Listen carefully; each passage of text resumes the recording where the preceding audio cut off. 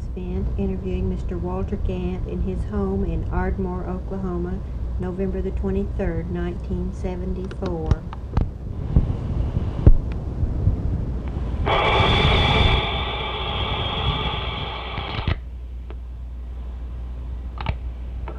I'm not ready to repeat, but are you going to want a video of geology in this? I think yes, it's important. right. We want to know about the people and the colorful characters and the geology, and we just want to pick your brain. Well, you're right now. You just sued the telephone company, the parent company of the telephone company, right now, for restraint of trade, for control of the telephone business in the United States for millions of dollars. You sued, we'll say, Rockefeller, the Standard, and he was the Standard, and your President Mann's son, who was governor of New York and is running for assistant. For vice president? For vice president right now. That's directly in that family. But, and I don't know how to scatter unless when you get personal. Now, I wasn't here when Rockefeller's in there, but maybe you could tell me a little bit about you, how you got in the business, and then start back with the others. Well, there's a certain amount of everybody's life that's history instead of actualities. And, well,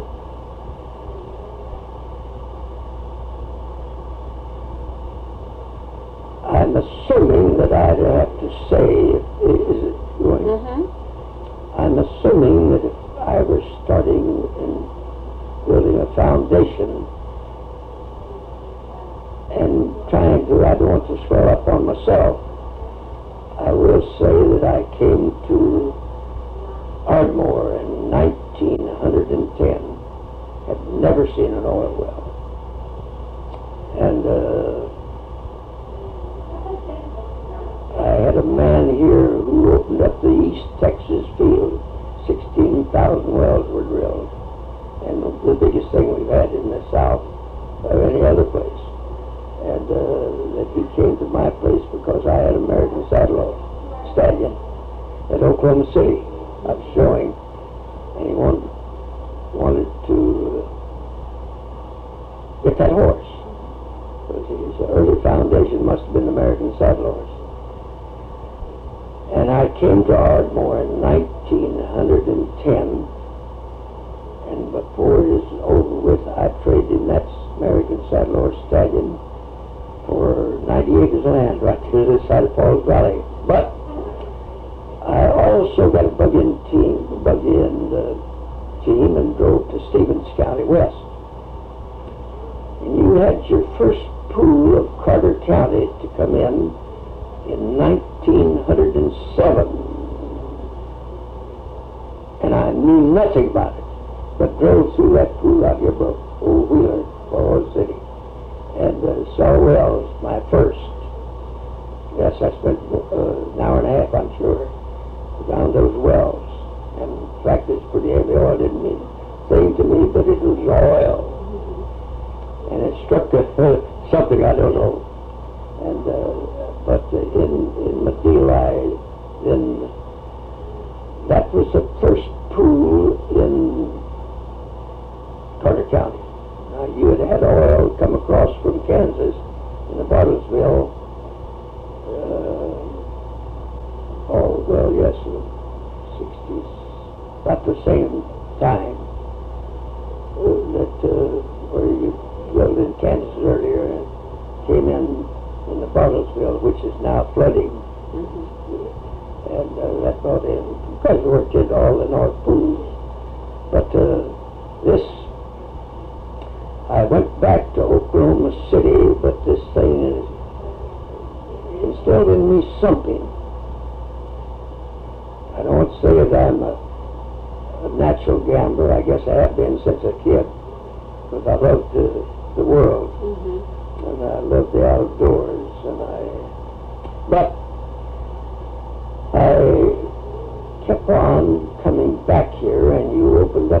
second pool in this part of the state at what we call the Heaton Field, 1913. The other was 1906. Second pool was 1913. And the personnel of that pool, well, of the first pool, I'm scattering on myself, was the Santa Fe Railroad with a Dr. Goodrich, head geologist. I just happened to, and I don't know why yet, as backward as I was, that I got acquainted with the tops all the time from the time I started. And then when the Heaton Field came in, that was brought in by Ardmore Group, and Roy Johnson, Ed Gault, and Old Man McGee, and later we'd say Wirt Franklin got into it for it was fine and drilled. And their geology was, all the geology they knew anything about was hunting asphalt beds exposed. And an asphalt bed where good many of them has been where there's a pool and you rode it off, you're 10,000 feet above it down to that sand, and then you evaporated all of your light products. And so it was a pretty good rabbit track for an old quack who was looking with Roy, and Roy took him all the way to Lawton Buggy to find pools. Well, out of the deal with Heaton Field, which is one of the great pools, the greatest pool of South Oklahoma, until later, and then I accidentally leased for the gypsies to go. The 3,000 acres, that they give me a ticket, we call it. And I didn't know what a ticket meant. I don't either. What does it mean? Well, it means this, that a company's going to, they've already worked out their jobs and they want to lease a block of land to drill a wildcat well on, we'll just say. And they come in, they'll get some boy, some man, to lease that land for them, even though they have a land department. And came down and picked me up. And it was a great honor, the idea of picking me up to lease that for them. Because I know that I was having rough enough time, just trying to get them started, to buy $1 an acre lease or something, that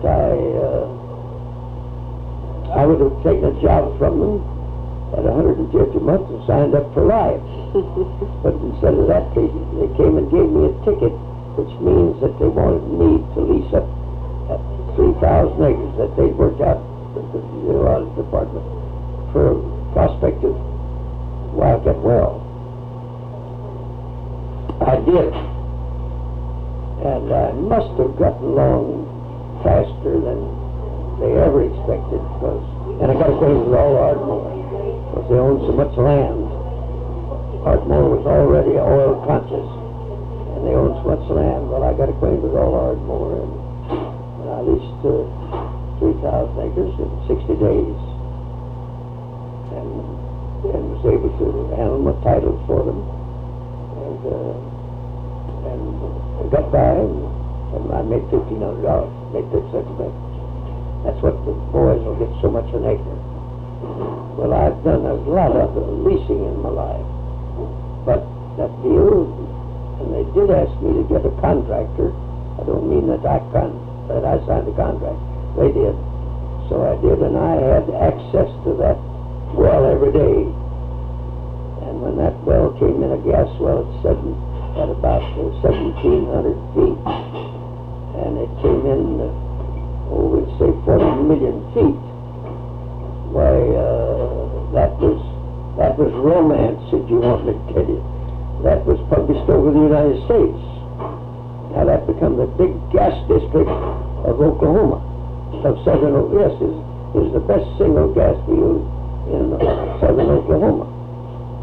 And well, I got acquainted with everybody in Ardmore.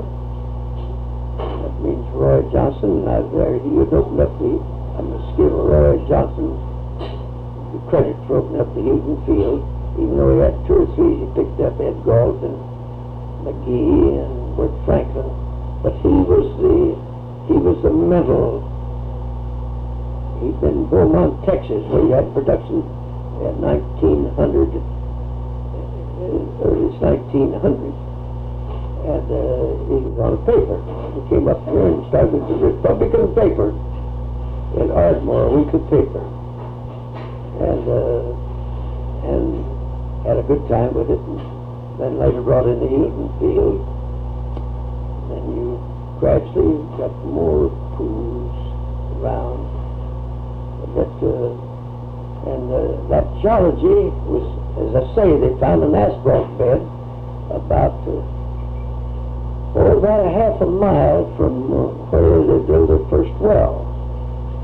Now there's some deeper sands, and you get an asphalt bed, you could visualize the deal that here that deal has been an oil pool. And when you go to thinking that you've eroded off maybe 10,000 feet, and you eroded down to that oil sand ages ago, and all your lighter products disappeared in the air, evaporated. And there you have nothing but dead, heavy slugs of oil, asphalt. And pretty fair track.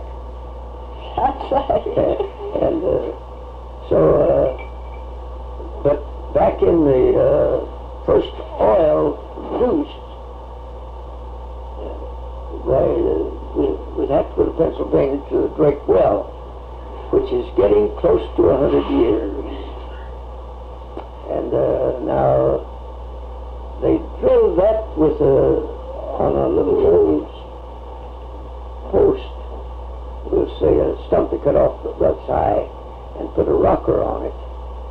And it took a long pole, say 40 feet, hickory tree would be the better, and let the short end be the heavy end, and they'd hang some little tools that we progress from with a rope line, 3-inch rope line down there, and you therefore get on this long end and raise it up and down. That would give you maybe 16 inches of motion. It's just like cable tools. And that'd give you 16 inches maybe of motion on those tools. I do not think he had jars at that time, but I think it depended upon and they'd pull that up and down, and let this go down, and let that bit hit the ground. And then as they let that end go up, but they would keep it where it's controlled, and when they put it down, they'd lift the tools off the ground, and they hear the bumping again. That's only the cable tools that we deal with for years. So, and you drill lots of water wells in the United States with that proviso is really well. And that's the Drake Well. I did have the great privilege of being sent to Pennsylvania within the last 35, 40 years to see the first secondary recovery deal ever known. And it's a little bit cruder than now, but they did it. And you're injecting, normally we're injecting salt water that could weigh 17 pounds to the gallon. Oh, it wouldn't weigh quite that, but it weighed 14 pounds to the gallon. And you inject it in this hole, you may drill that hole for it, these strippers. And you put that in there and you're trying to block that sand. And it's heavier than oil, and you're trying to push that oil over to the open well someplace. That is secondary recovery normally. Of course, you can put fire down there in that sand, and then you can burn a well up over yonder from the bottom, getting in the sand. And but cable tools were the original, and as I say, Drake. And the first real geologist that we have a good record of is a man, Dr. White of Virginia, that he came out publicly for domes to get oil in. In other words, this oil, there's a high in that sand, and then tapers down and it's fed. Oh, it's tied up with water. All oil fields are crowded in the oil with salt water, sands. That's insane. And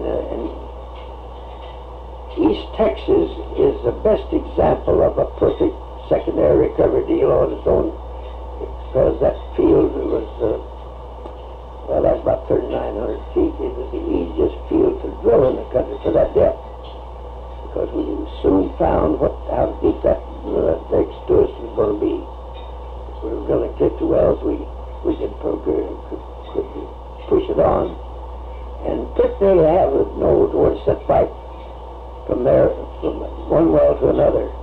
And there were very few mistakes made with 16,000 wells drilled. Now then, that water that was what they call a shoreline field. In other words, the seas. During seas days, you could see them crowding water, or sands and things, and then oil would creep in, and that salt water would carry it into the high. And so that was the shoreline that pinched out, if you will. To me, it would to you be simple, because here's a great pool that came up here 9 miles from one side, 300 feet lower over there than up there where it pinched out against the bank, shoreline. And so it stopped there, and that was the high. Well, it's fed from back yonder, and we took the measurement with a weight.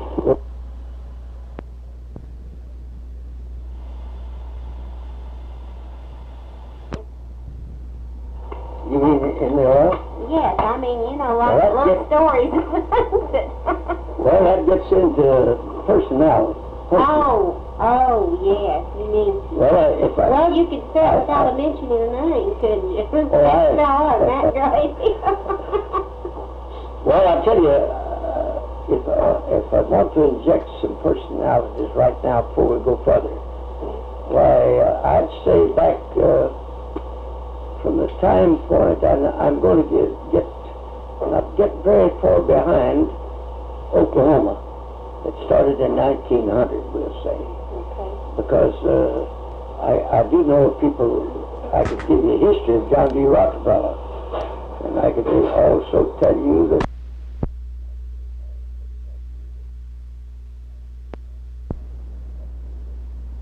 he grew so fast, and probably was a little bit rough on competition as it kept developing coming in, that he pretty nearly built a filling station, a place here to sell gasoline, and finished the chief with that fellow coming over off on another side of the street. Couldn't break him. And he was that standard deals, production deals were sued by the government under Judge Landis of Chicago because of monopoly. Same thing the telephone companies got caught for this last week. Claiming monopoly. And they weren't going to let a little place, little one exist. I don't believe it bit myself. I don't think there's any more monopoly in the telephone. I think the Alexander Bell deal was the beginning of it. And here they come along, and he goes so fast. But I'll say he worked for $6 a month in some little store. That's 100 years ago. And then he grew up and then got in the oil game out of Ohio and got big. All right, they sued on a monopoly, and they broke his production up into 9 companies: Standard New Jersey, Standard of New York, Standard of Indiana, Standard of Kansas, and California. And broke them up into 16. Did I say 11 or did I company? But anyway, how many? I thought you said 16. 16. Broke them up into 16 companies. The government did not stop competition because he made competitors of all the standard companies work against each other. I mean, they use each other's information. Of course they would. So it's all the same people. And they still stayed on top. And the Standard in New Jersey. You see, that's the company that's just taking $16 billion for exploratory work to get us out of this shortage of oil. Like just within the last 3 months. It's been in 6 years. And all companies will be spending more money than ever in history, drilling deeper, drilling ends, and drilling new structures. And I say it's great. And what can I do with a few dollars when somebody has $1 million and you're drilling wells that cost $1 million now? You've had 2 or 3 here in Carter County, in this district, that you spend $1 million on. Well, what can I do? I don't go in such thing as that.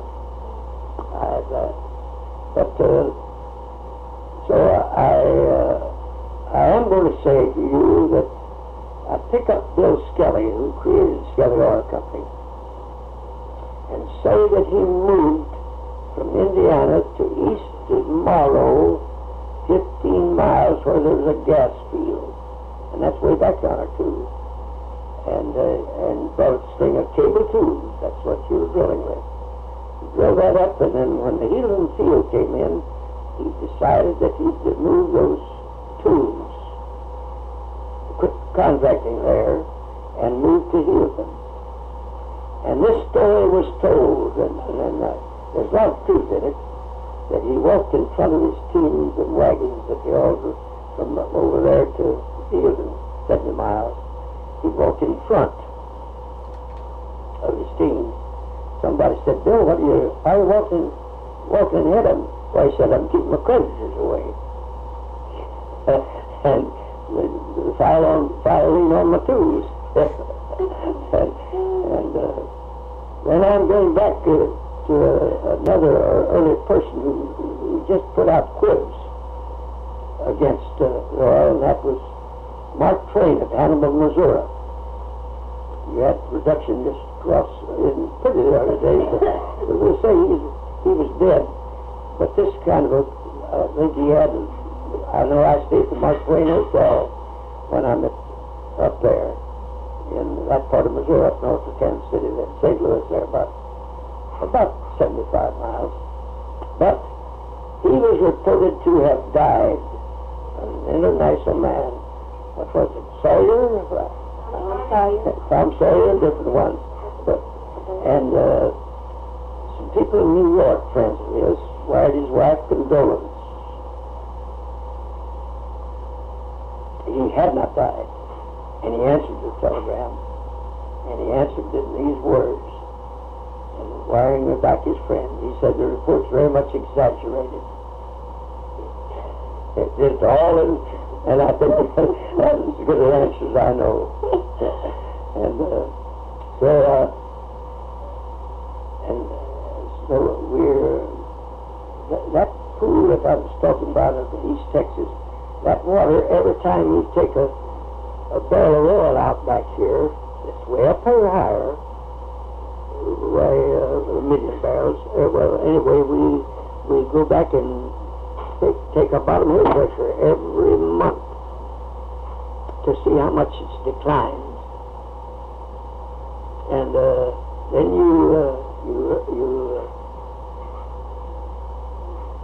what you do, you lower your takeout from that well.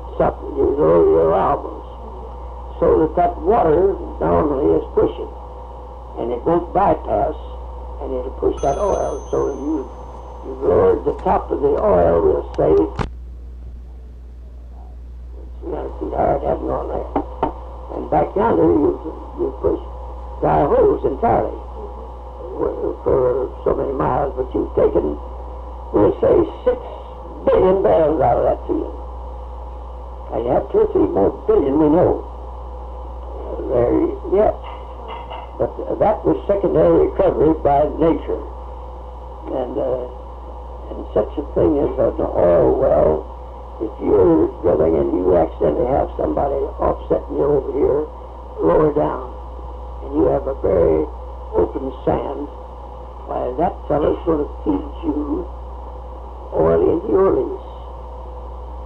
Because it's migrating, of which geologists haven't done enough of on what we call the migration of the always back by salt water. And that salt water is being crowded by the ocean or anything you want to tell me. And trying to move up to get that hole filled. It has a chance to. So, and that's a form of secondary recovery. Now, we went on with geology that I accidentally got tangled up in. In the early days, we did more what we call guessing of where we'll make this location. For instance, the Duluth Break Well. Now, they did have some asphalt outcropping there, too. And but after that, you can begin to know where your rise is, where you're raising, and know where your structure's going higher or lower. And you'll finally get to where you mustn't go and go that far down because you're going to drill straight water. And so the great geologists that have come from it have been good to me. Because they, I could just name dozens of them. Yes, I've carried a rod on that structure. Here's a rock outcropping. And we know erosion has affected us so tremendously. And we know it's changed the weight of the crust of the earth. All right. But that deal is coming up, and it's finally eroded down 1,000, 10,000 feet. Well, the Rockies have eroded over 10,000 feet of where they were 6 million years ago. And part of that is right here. What we call our red water in western Oklahoma, back in New Mexico. Well, that is from the red beds, we call it, but from the Permian that was eroded off the Rockies and rolled all the way to right along here, a little bit past Oklahoma City, west side of the Donkwall Field, and it picked up a part of Arizona. It picked up part of 2/3 of Kansas, and about 3/4 of well, you say just about Kansas. Here, Nebraska, and it came on through Oklahoma, and it took in all this country, Wichita Falls, the Panhandle of Texas. And then it finally went back toward the mountains as the mountains receded southwest toward the mountains. And that is, by the way, our wheat country. That Permian country. And I'd like to inject this little story in that some Russians moved to Nebraska, southwest Nebraska, we'll say in 1875 or 80. And we had nothing but soft wheat in this United States. And this was too rugged a country for soft wheat. So they brought a boatload of hard wheat from the Ukraine of Russia up through the Gulf and the ocean and up the Mississippi until they got even with Nebraska, and then they railroaded across Nebraska. And they put it out in that red bed country, the Permian country. And and the government did not inspect seed then. So they bought what was known as the Russian thistle that Russia grew and get into the wheatlands too. And that came up because the government didn't inspect it, and that they do now, of course, imports. And here it comes. And that we tumbled, and we nicknamed it the tumbleweed. And that rolled all over. And there's where that's where the tumbleweed came from. And there's where you get 600 million bushel of wheat. As much as 600 million. And that's where the wheat was sold to Russia last year. I mean, that's your big wheat country. You were set up to produce 1 billion barrels this year of bushel. But you had a short crop with the drought of this great country. And you didn't produce over 500 million bushel instead of 1 billion. But so you must put them all together to help make the other. Get it out. Now then you went into what we call plane tabling. And plane tabling for geology would be you carry a rod and say that I'd try to follow that bed. Now I'd have to learn enough that bed of rock might be sandstone or whatnot. Sometimes you go the off part of it, but you must stay on and you must feel for that difference of the erosion. Now, I had people who knew more than I did, of course, that had me holding up a rod with a flag up there, 7 feet, 10 feet, and here Elsie Hager would be taking shots at it. Then I'd move a quarter mile and we'd take another and see if it was raising, working out structure. And you'd plane table all around those escarpments, if you will.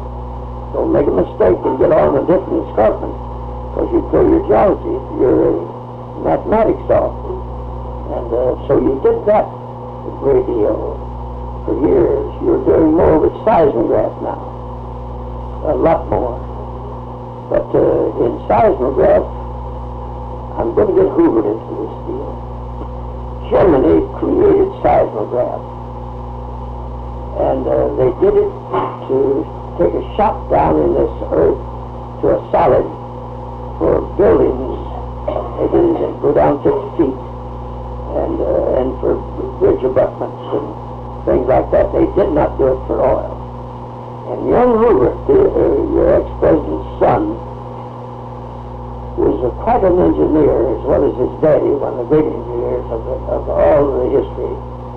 But then this son became quite an engineer, and he went to Germany and bought that seismograph right for the United States. And he brings it back, and he works that over to where he could take a shot and go down there 20,000 feet and catch every bump. I'm talking about every big ledge, and then he can do it a quarter mile and see whether it's running up or down. And he can catch his unconformities with seismograph better, because one of them will pick it up or something to put something for him. And so he's a great geologist, and he's made as many as $14 million. He's dead now, by the way. And he's the man, his family gets a royalty on every seismograph wagon and truck and machine that you see. And what they do, they sit down, they have their panel on the panel of their truck, or the seismic, and they can get the sound of every time they bump going through old shales. That doesn't affect them, but it's a ledge of rock, and the deeper you go, the harder the rock, if you will, and it gets more sure. So, and I ought to inject automatics that when he's Assistant Secretary of State, as against his father having been Secretary of Commerce and Vice President and President of the United States. neither one of them ever cashed a check on the United States. Because his father was a wealthy man when he came back from mining over the world. He had an office he had an office in Paris. Well, London, England. For many years after he left Iowa, where he went to school through Iowa and went to California, finished and then maintained that, gave lots to that. He never cashed a check of the United States money. He gave it to things of worthwhile going. And he was a man that was sent as Secretary of Commerce by Coolidge to Mississippi, where the Mississippi was out of the Delta, ruining all that land. And in the deal where he goes over and starts to dike as Secretary of Commerce on either side of the river, all the way to New Orleans, to hold that river out of all the towns. And not later than last year, when you had so many rains, that the Mississippi was going to get over the dikes at New Orleans, was going to take New Orleans in. They cut that dike on the other side to let it get into the Gulf to save New Orleans. But that was Hoover's father, who never cashed a check of the United States in his life. He gave it to ladies' organizations. He gave every dollar, but he didn't need to. And then young Hoover didn't again. He didn't in his life. He's the man who settled that great oil deal in Iran. Young Hoover, as Assistant Secretary of State in Washington. And he didn't cost the government a penny, but he did. You see, they had discarded their king and stolen our oil in a $600 million refinery that England was interested in too. And he's the man that went back and got 3 big oil companies to finance it, and they got their king back and got a truck out of it, and they got the properties back. So, and that was oil and a refinery. And I happened that I knew one of the engineers who had built that refinery pretty well in his time. So, I realize that I'm scattering, but we'll have to give Rockefeller home. Before he went to New York a long time, John D Rockefeller, he was raised on Cleveland, Ohio. And he worked for $6 a month in the store as a young chap growing up. And still he made his billions. And I noticed that Rockefeller, your governor, wanting to be vice president right now. And I believe they're going to prove it. The Senate of Congress, on one side, approving this last week. Why don't we, what about, you said you came to Ardmore in 1910. You were here when they had the discovery in the pool out here, then weren't you? Which one was that? Hilton Pool? Oh, yeah. You were in Ardmore at that time? No, I'd been here before. And I came here in 1914 to live. And now I got acquainted with Ardmore and the ones who opened it up. And I got into it later than after it had been in for 30 years. And then I lived around it from there on. And as I say, I did have something to do with Foxfield. Had something to do with the Graham field. Were you in the boomtown? Were you ever... What boomtown? Any boomtown. Were you ever in one of these boomtowns? Tell me a little bit about a boomtown. How it got started and the type of people. Well, I went to Cushing when Drumright became the great boomtown of the country. Even we called Ragtown. I was around there, yes, in that. And Did you have some interesting characters? What's the most amusing instance that you can remember about your career in the oil field? Well, I haven't classified them as the most amusing. I don't mean that I haven't stopped to have a good time, but I will say that in World War I,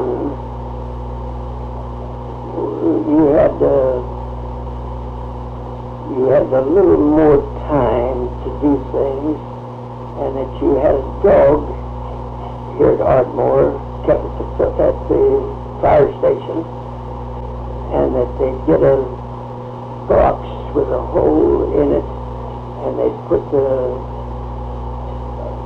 coon in there, and then they'd get a dog that would stand and bark and try to get in and get that coon out of there. And the fellows would get to betting whether the dog would kill the coon or whether the coon would kill the dog. And there's an army officer here located here, Simon, he got in on it. And there's one fellow that was into everything, and he caused more uproar than anybody in the world. Why, instead of just going to see this, they bet $5 for the dog or the coon. And a badger, they could use a badger either. So, one man went up and left them, and he fixed up a gun with some blanks in it, but it would shoot, except that it'd just be cotton. And he goes after it all had the bets in, and the dog was trying to get that out, so he didn't get the bet. And well, before this over with, the dog, the dog wasn't in there, but the rope was supposed to be tied to him, and they had a bowl with a handle on it, and there's no doubt they had a bunch of tea and donuts in it. And finally, they'd jerk that out, so the dogs get to it and they'd chop everybody up, and you didn't know what you chopped up with. That's so true. And so this fellow came right from the back, very mad, because he wasn't in on the betting. He didn't get back in time. So they took this same fellow that the gag had pulled on, and they went up here north part of town to have it again, another one. And this fellow said, well, we'll just get that man who didn't get back in time. He didn't seem to know that fellow was getting, pulled a gag on him. And so they went up there and it was muddy. Sometimes you could have a half day for something around here in that early days. So they banged it on that fellow and let him do the betting. And they asked that this fellow that failed to get there in time pull out the badger. And he did. And then, but there's no badger in the deal. He pulled another bowl of hot. And, he got mad and sticking. They told him, this fellow said, that fellow ever gets mad, if he had a gun, he'd go shoot. The best thing to do in the world is to run. So, 3 or 4 of them run with him, and he began shooting. What hit them? And this fellow slipped and hit it, and he didn't even put his hands down. He just put his nose in the mud and face up here with his hands straight out, because he's afraid he's going to be killed. And he'd been told to hold up his hand, but he ran with it. And they finally got him found out that he wasn't killed. He must have been missed. But the others disappeared entirely. He had seen them, that they were all right. I tell you, he left town. He was here on in mustering, getting help, getting boys in the army. An army officer, and he quit the country. He didn't leave but the second to second deal, and so he took it awfully good the first time. But this fellow got awfully mad. Of course, he isn't wholly a gag. And now then we've had a geologist in these things through life, because they're the same men that everybody else is. You get one humorous, and you get one serious, and but the seismograph is still going, and all companies gradually begin to have geological departments, and so you've had geologists had something to do with practically, well, I'll say 99% of the wells in the world. And if I were going to say, I like to tell it, you have geology in this, like here in Carter County, and on to Houston, Texas. But here, when these Arbuckles were turned up, they're older than the Rockies, which are over 6 million years old. These Arbuckles are. And you turned up, and that great fall broke open. You turned up 22,000 feet. And got your Pennsylvania on this end, with all your production that's produced in Pennsylvania. And on the other end, you turned up down into your Arbuckle, and then you have the ground below that, back over there at Arbuckle. So we know that those mountains were over 22,000 feet high one time. The highest place right now is right up here by, on the road, on the old 77. You have a road, country out. And you had a fault to happen right over here by, back there west of Antlers, or not Antlers, right there by Tipton. Not later than last year, where there's no rock showing here. It belched that rock out up here 15, 20 feet high. And it broke that crust open into a gap for, let's say, 2 or 3 miles. In other words, there was a fault happened right against the inner door. And the way that happened was that you had the Granite Mountains right there close, exposed, and they're 200 feet higher than the rest of it. Well, they're heavier than can be, and the erosion of your soil eroded off the soil and lightened it up more than ever. And that weight there broke that crust in two.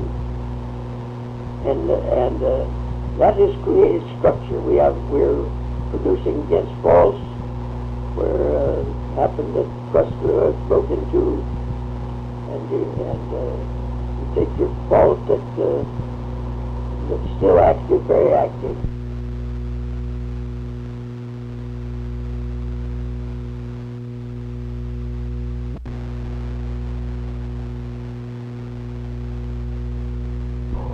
Well, first you had a shelf out on the over the Pacific there, we'll say for 50 miles, and that's been falling in and falling in and falling in until it got within, like this, Hollywood, pretty close to Los Angeles. That weakened that side of it, and then you put 3 million people in there. You put more weight back behind, and then you put Growing for thousands and Frisco and on. Well, that weight there is making that active fault, because it's pushing, and theoretically the rest of that will fall into that fault. And it is still active. You have a little shake down there every day, and it's still active. So now there's geology. I tell you, I don't want to check it too much. But geology is a question that it's brought about because of the structures we need to find, and that psychology, that, not psychology, but that part of one's education is one to access to science. And so you have these things to work from, and you took the Mississippi, and I'm talking about just many thousand years ago, and you brought it from up in the Wisconsin country, those lakes, and you had a clear stream, and you had it down at New Orleans, for instance, where it went into the Gulf. The river was 20, 30 feet deep at one time.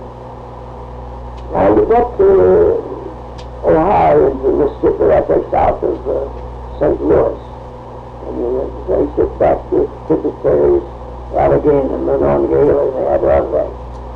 And you picked up the Missouri, and you came from the Rockies, all the east side of the Rockies, and all the extent. You drained that into Mississippi right there at St. Louis. You brought the mud in Mississippi, or Missouri, is an Indian name, means mud. And that river is taking mud. You cleared that rocks and erosion by millions of tons right on down the Mississippi, and while at one time it slipped on over to the Honduras there, across the Gulf here, and you had a channel across the Gulf for quite a while. Then when it laid down, stopped over there, where it piled up over 1 billion tons of sediment and put a weight there where you have to compensate. Nature does something. We once in a while get smart, but nature's helping on everything that is going to put the earth in a flop side, that extra 1 billion tons in one place. And our earth was not going to go around quite smooth on that part. And so you broke that earth open over back St. Louis there, across from Tennessee into Missouri, to fill it with water to take up that bump, take up to compensate. And your glacier ages have gone in there 1 billion years ago, and the weight of them, I'm talking about further north, it creates structure. So we're moving this crust yet.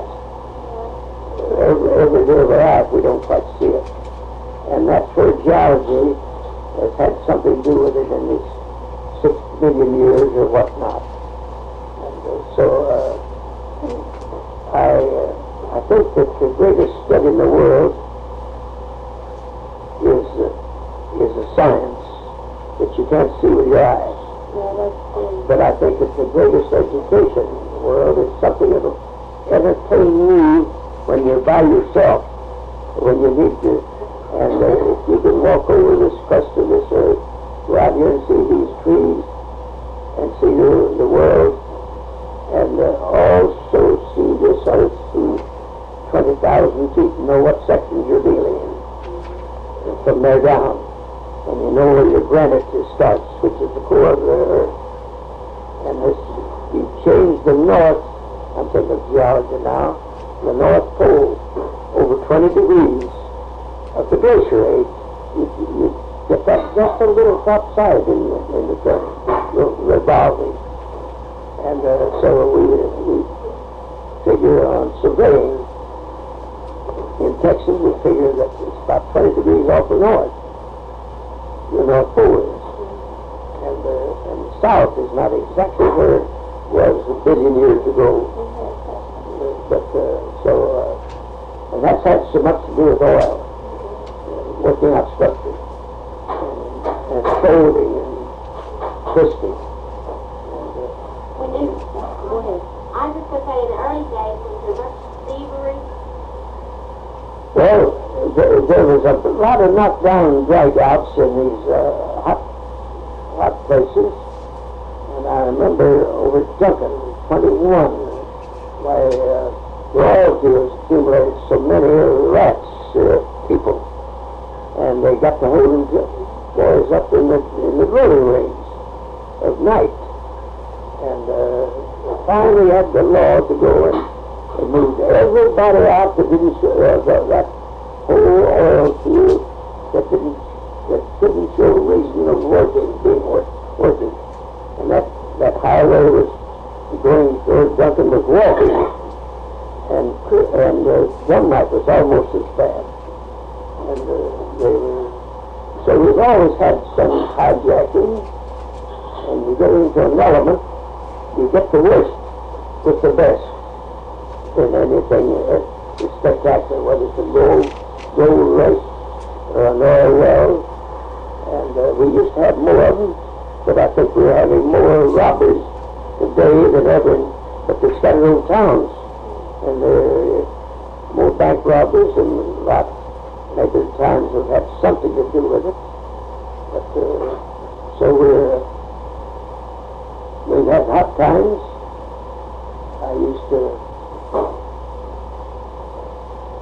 I came to Ardmore to stay forever. I'm going to die here. I'm 90 now, so I hope I can stay a good while longer.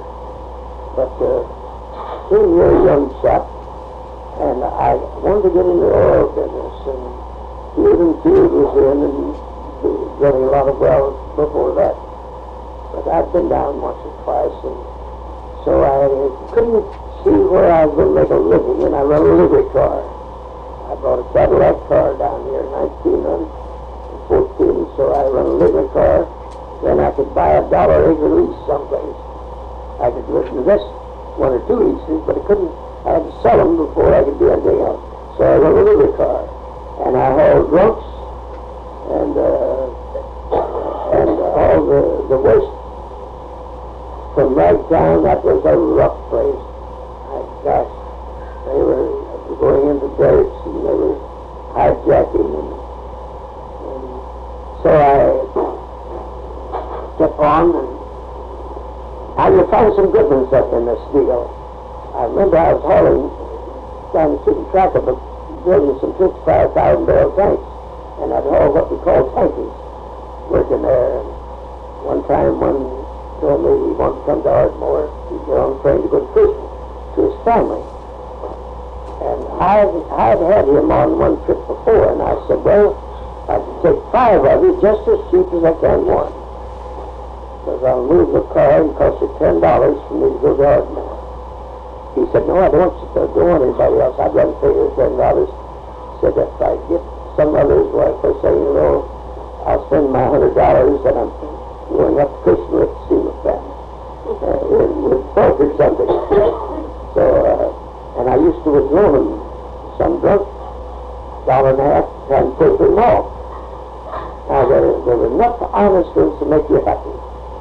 That they keep track of it. And you know, when you hand a fellow that's drinking, it's a question whether when you hand him $1 or $5, why, you better get ready to say goodbye. But 90% of them were honest. So I've been in half a dozen of those. I remember Glazer, 1916. I got there within 3 days after the first McCusker well came in. And I did get got some acreage there. And 3 of us drilled several wells in that country. Well, the outcome of that was that I met the president of the company who opened up 2 counties there where they've been digging coal for the T&T Railroad. And they were drilling a test hole to extend the coal veins on testing, and they run into a little oil well. And that brought about that company putting the word from T&T Oil Company, Coal Company, to T&T Coal and Oil. And they leased over 6,000 acres in 2 counties there, and they opened up the first well. And I was there, as I said. Where did you say this was, Ranger? Ranger, Texas. That's west of Fort Worth, about 100 100 and some miles. And when I got there, and that town was a boom town. That little place, not over 700 people. And I saw that boom to 25,000 with oil people, because you got into 4 or 5 counties of oil in that country. And you did have enough to make you want to be there. We overestimated reserves. Income tax at that time was based on when you drill a well, you'd go to producing it, throwing hope, and you'd decide within 30 days how much reserve you had under the ground there with that well. And you deplete against your reserve this year. And well, most of us overestimated our reserves, and I'm going to say the big company did. And then they had to ask for a $2 million abatement because they overestimated, and their wells didn't last. It was in Hudson and in the Marble Falls lines, and they'd come up flashy as could be, and then slip back awful fast. And I know that T&T president, and I had some offset to their well, three of us working together. But I always happened to have the get up from titles and stay on the wells. I didn't. Every once in a while, I think this bank would be a good partner. On theory, to do some financing. But you must never expect him to after you do any of the work. Well, it's all right. I never did kick on that. And so they sued the government for $2 million as an abatement, overpaid tax. And why they call me, my gosh, I don't know. But they called me and asked me to be what I didn't realize. They were posing me as an expert evaluator of property, of oil properties, and wanted to come here with the Judge out of the Supreme Court of the United States, Attorney General out of the Attorney General's of Washington, and the geologist, the Income Tax Department of Washington geologist, and crew, and then the others brought in their geologists and all their data. And I know we couldn't get in the courthouse. The courthouse was crowded. That'd be the norm place to have this case. And I finally told him, I said, well, I believe I have room, part of my office that's big enough, and I can work my help in out of it, and we might do it there. So they said, well, this is fine. That's the Supreme Court judge, justice, and all said, this is fine. Said, we'll be here for probably 10 days. And I said, no, you won't. I'll tell you all I know in a day. And so they T&T put a map up on my wall and would tell me how much that well came in at a certain day, some of them 10 years before that, before this suit came up. And then they'd give me what it made, 1,500, 300, or 2,000 barrels a day, and then they'd give me the production 30 days later, running all the oil, so you could have a good curve. Well, then I'd take my decline, and I'd run it out, show it was out of oil in 6-7 years. And I went over 100 properties, running millions of dollars in that day, and I didn't use a pencil. My gosh, I've got better sense than that now, but I didn't use a pencil. Next day, the government took me over. Attorney General before his own Supreme Court justice. And I got a little peeved at the T&T.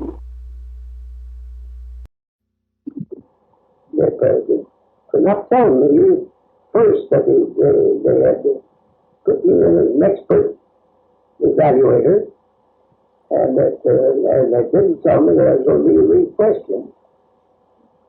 I finally caught myself, and they picked me up, and instead of 1, 2, 3, 5, 6 to the 100, as they did the day before, they'd get me 10, 15, 20, 30, 60, 90, and I finally caught myself, and I'll say they could have been nicer to me. And I got about third through that morning. They recessed. And the judge and the Attorney General of the United States said, I want to tell you something. He said, we knew you didn't have a pencil yesterday, you used a pencil. And we didn't dream that we couldn't throw you for account. We'd get you tangled up. But said, here, you third through you. You used the same yardstick that you started with yesterday morning. And so I did this to make that. And that day I finished the first question. So I got in 2 days. And they did that with the head of the magnolia. They had to have 2, not less than 2 evaluators. So they picked him up. I didn't see him, but I knew him well. And he told me to treat him just like he did. Like they did me later. But I know when they left me, when they're leaving that evening, he said, how much do you owe you for this? I said, well, I got 15 great you because you didn't tell me what I was getting into. But I said, it worked into where they got to be a sport. And I really had a good time. And so I said, my good card again. They did send $5,000 next day. Well, about when did this happen? When that happened? That you're telling me about when did that happen? That happened in about that field in Texas, that certain field. It came in 1916, and I expect that was 8 or 9, 10 years after it came in that they finally got to see that. Oh, so they gave me the proper figures, all right, and I could see my decline. And it was the federal government against no, it was a company against the federal government. company. They were asking for $2 million that they'd overpaid on their income tax, what we call abatement. Okay. So I was wondering, I've been in overhead all my life. So sounds like you did a good job. Well, I just had one good thing in my favor, and I'll give my mother credit for it. And that is, I do have a memory. I've had a memory that I can quickly tell you 5,000 horses that I've owned since I was a kid. I quickly spot every horse. If I never touched him, I know I can. And I probably, in the fields to the extent of finishing not less than 300 wells. And I could really tell you where that sand was at that well produced, every one of them. And I could really tell you where he left that pipe. And now that doesn't mean that I keep my records up too. And and I've gotten along with the federal government awfully good on the income tax. They haven't done much questioning of coming back and checking me. So they've been good to me, and I've tried to pay everything I ever owed to the government without. So they've been good to me. And everybody's been good to me. Major companies. seems like you had a real interesting. That's been most interesting, and I've done 90% of my trading with major companies.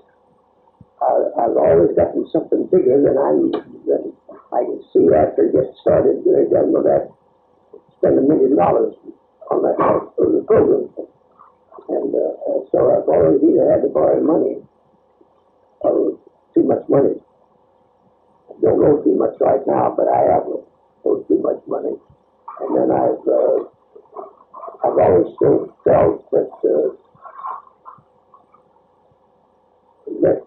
people have good. I would go to the major companies, I always go to president. I don't know why I had that nerve. 50 years to go to the president. And I start my deals. I'm like, well, the judges have been good to me of all the major companies. Because they'll turn them over to me if I'm trading with them. And you get the jollies that they do on that deal. I bring in a well, or maybe I was not able to drill that wildcat well and get naked and started. Well, I'd do some something, sell them half minutes. I'd finish the well. And so a dozen of them have been partners of mine. And, when you've gone out picking up leases from people, have you run into some interesting people? You run into, yes, you do. You run into, of course you do. Every man is different. Every person is different. And now, I'm not a good trader with a lady, I'll tell you. Because I never want to argue. And I don't know if so I would never pretend to suit with a lady. Because I just figured, I guess, I'm not going to spend my life fighting. Because I was taught by my mother and a sister, young and I thought that they were sacred, and they are. That's and so I've had 4 secretaries in some years. And I think that's the record. I mean, that's not very many. Well, I have She doesn't still in your office? She's still there after 21 years. I never could get her to join next to Derek. Well, she told me the other day, I was talking to her when the lady over here called me, and talking to Miss Edith. And she said, you know, I always thought I wanted to, but said, I don't know what, I just scared that I couldn't put anything in it or not. Well, I said, Miss Edith, you've been here, and she's been wonderful. And she first came to me when she finished business college, and she got a little scared because I dictate too fast. And she didn't have quite enough nerve to slow me down. I checked myself, but she couldn't have been greater. I never would hire a married girl. But I'd always want to marry. And never turned off the thing, married, but I had all girls Penny King, I remember, years ago. And I just had 3 officers since 1917. And I'm over at the Clay Building right there with West 33rd. And I showed her today where your office was. I showed her where your office was today. Well, that's the most interesting office. I'm proud to belong to Clay, but that belonged to Odie Johnson and was a clinic. That was what they set up for. 7-day Advent. And then they started the 7-day Advent deal out here where it is. And I'll say that Roy Johnson, his daddy, the 7-day Advent, give him credit for doing so much with the many dollars that went through his office or through his bank account. And Odie is the same disposition as Roy. Where does he live now? Odie? Well, he will say that he considers this.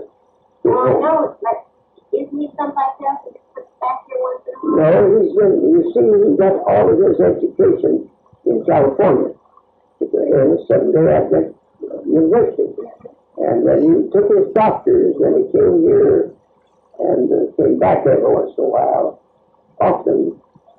And then he came here and took over and taught the state up here with Oklahoma City, but never has outwardly practiced. But he has a good head. And he inherited the oil business through his daddy. And that is predominatingly his mental reaction to life, is oil. And that building there it has walking beams and everything else. And rock big fireplace in my main room, or the big sitting room of the when it's used for church, not church, but clinic. And I just happened to, I had my choice. When Dr. Clay bought it, to move in there and take what I wanted. And Did you go down to the office every day? every day. Oh, no, because I'm not doing Solomon Good tomorrow. Oh, But I at guess, the office then. yes, I'm still, oh yes, I'm still there. I close my office on Saturday. But the other 5 days, if I'm in town, I'm there. Now that I divide that up, and I may give preference to the farm out here. My horse field. And 11 hours out of the day, of course, Saturdays. And I had two interesting people, one that comes often. I started a while ago, Miss Sketch, who is your head of the psychology department of OU. And she's down here, like nearly every Saturday. She loves horses. She found that this is where she's from Baltimore, Maryland. I want to say that she went to the University of Maryland. She's raised at there close to Baltimore. And in her being raised there, she went to the University of Maryland, Professor High School, and then came to OU. I think she's 49 right now. But she went to OU on a scholarship from back there and took her master's. And then she went back home and did some more work in post-work in her own university, and came back to OU to take her doctor's on scholarship in the year everything. But going back home, and but her father died since I've known her, and her mother is from Baltimore, lived with her out in Norman there. So she, most interesting, and so I've had some agree. Yes, everybody's been a good friend of mine. I just was going to say the world. I've been far more better acquainted than I knew I was. At New York to see the Guggenheims, who are the great mining, Anaconda, they're the great mining people of the world. One of two, the greatest mining people. And they have oil divisions. So I was sent there really by the Amarada to buy an oil property for them to New York. And there I went to the president of the Amarada in New York, and I'd be damned if I didn't go down in the same building from the 25th floor to the 10th to make a trade for them. Buy some properties that belonged out here. And so they, and I remember McDonald, who was head of the oil division, and I went in there to meet him by buying some properties out here in the New Field for the Amarada. In the deal, I made myself acquainted. I said, Gant is my name. And he said, Walter Gant? I said, yes, sir. And then he said, I know you. Well, I said, I just can't remember when I met you. But yes, he said, I'll tell you where. He said, we had properties at Ranger, and said that I couldn't get a room in the hotel. He was so busy. And he said, they told me finally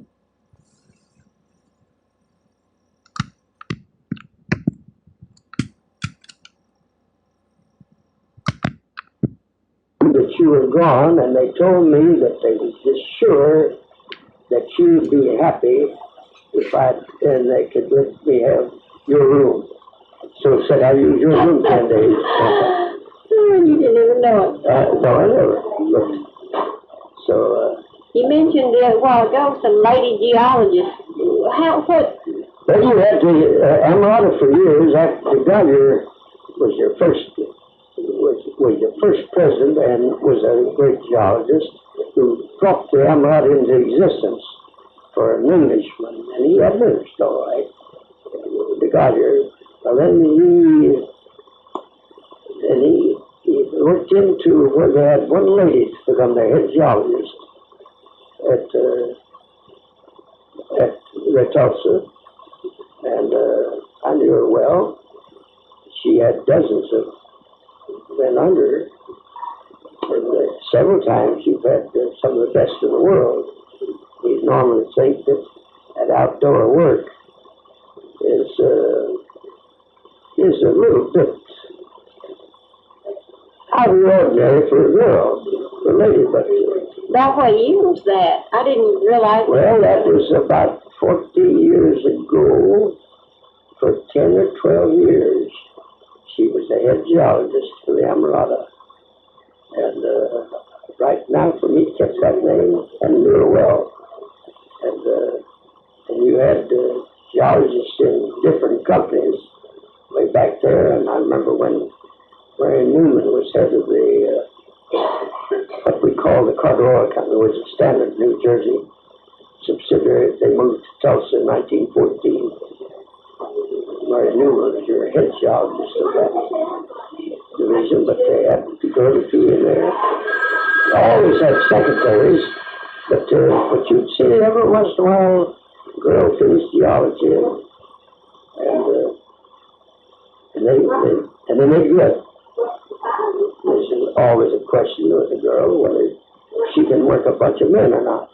Sometimes a man will think, well, yeah, this is out of her line of living.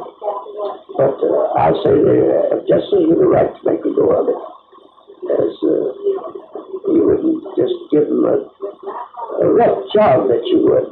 By the way, Texas Company had moved their first girl in on the roughnecking out here. And you're beginning to... right out here on their production. They got the girl there. Since the girls have gotten to where... Well, I do say this. I tell it often that the wife is always boss anyway. And I tell them that my experience, I know. And, it did start out with an argument one time as to who was boss. One man said the wife is every time. The other fellow said, no, you couldn't be. Well, they wagered that they'd go to 100 families, and the majority would by far be in favor of the girl being boss man for the family.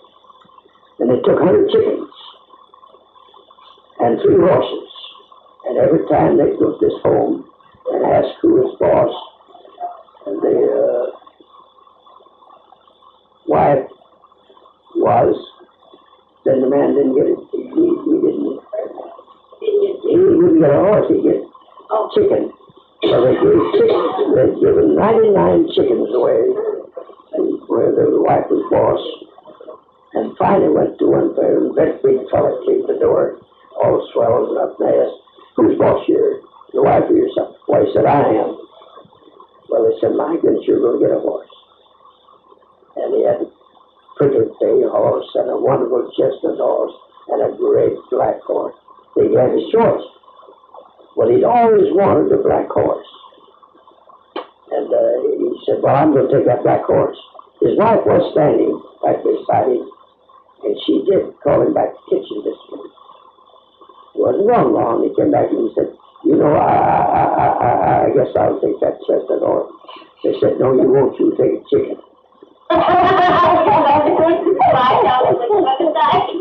You had the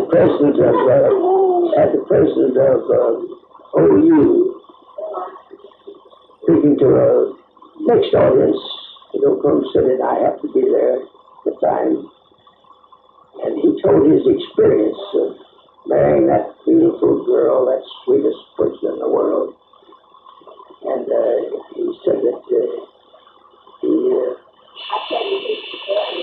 finally asked her about getting married. And she put him off and said, well, we'll run things. I will run things. And he said, well, I guess that, I guess you'll have something to say. And finally, he said, well, what do you mean by it? Well, I said, why don't we, the little things of life, why I decide, and big things you decide. He says, it's much better deal than he expected. He said, come on, we're going to get married now. And did. But he said, now then, after 17 years of married life, we won't have little things to decide.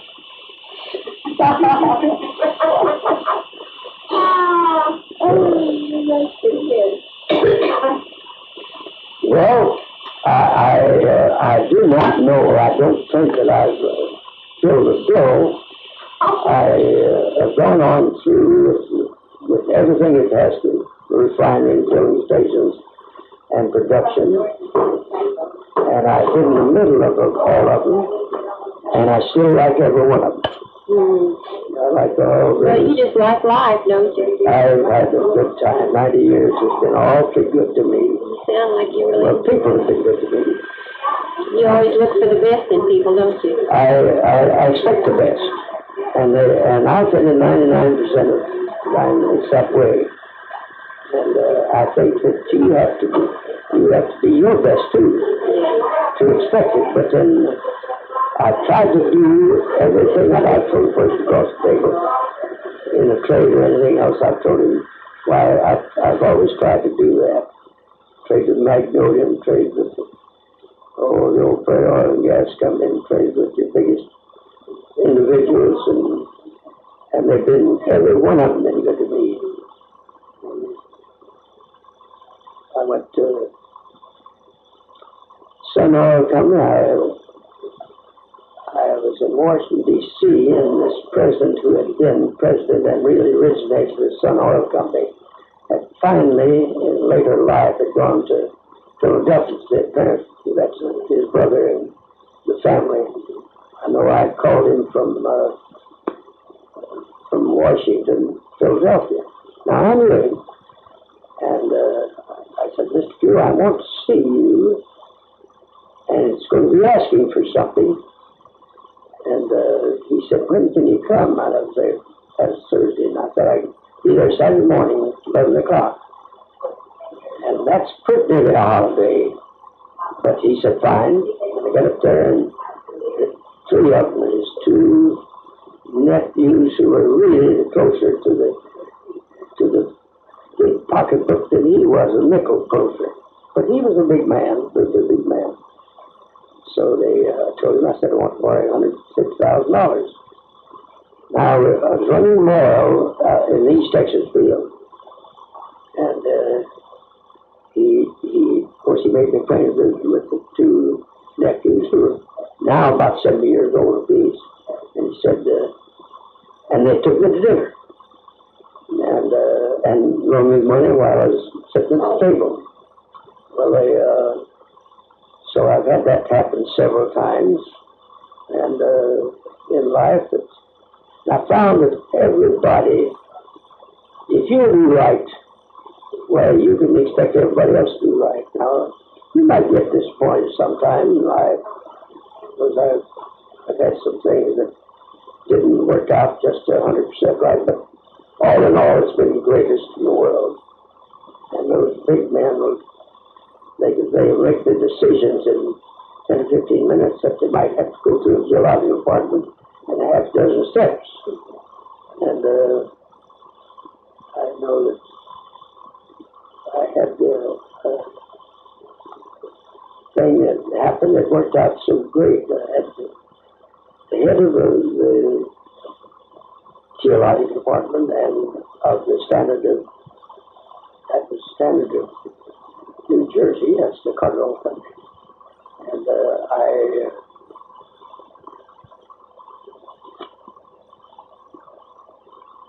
thought that, I went to see, the man that called me his man, a local man, to ask me if I wouldn't come to Tulsa to see him, and on a deal, some prospective deal, and so, and I've always considered that a great honor to have an official to call and ask me to come see him. Got up there, and the man was just a little nervous, and I was sitting right close to his desk here, and he wiggled around on me, and I thought, well, my gosh, who are you, Mr. Miller? You're this little deal too little for you to be invested in to give you time.